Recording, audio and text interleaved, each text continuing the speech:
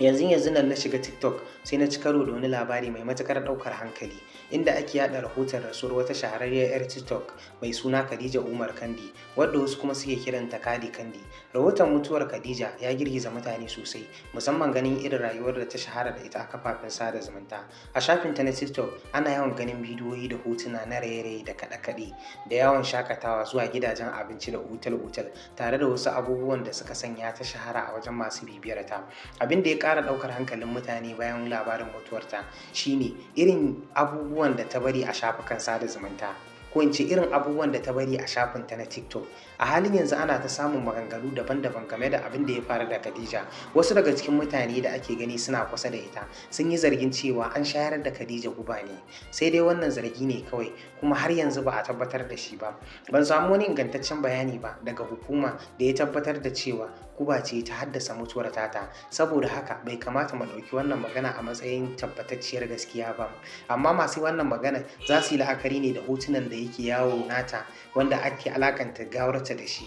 Ya kamata mu jira sakamakon bincike ko kuma bayani daga hukumomi da abin ya shafa kafin mu yanke hukunci akan abin da ya faru. Sai dai abin da ya fi ɗaukar hankalin mutane a yanzu shine kiran da wasu daga cikin ƙawayen Khadija Kandi suke yi ga masu amfani da shafin TikTok. Suna yin roƙon mutane su yi rubutun a shafinta tare da taimakawa wajen cire wasu daga cikin abubuwan da ta wallafa kafin rasuwarta. Dalilin wannan roƙo shine wasu daga cikin bidiyoyin da Khadija ta taɓa ɗorawa a shafinta ba su da kyau, ko in ce bidiyoyi ne na raye-raye wanda mutane da yawa ke ganin bai kamata ba.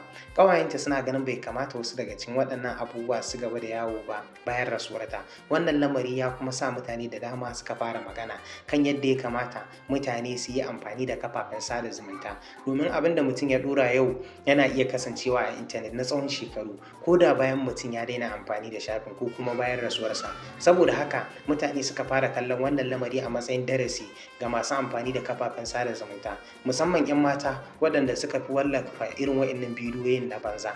Ya kamata dai mutane su yi tunani, ko in ce 'yan matan TikTok ɗin su yi tunani sosai kafin su ɗora bidiyoyi a shafinsu na TikTok, domin yana iya zama abin da za a tuna da shi bayan sun mutu.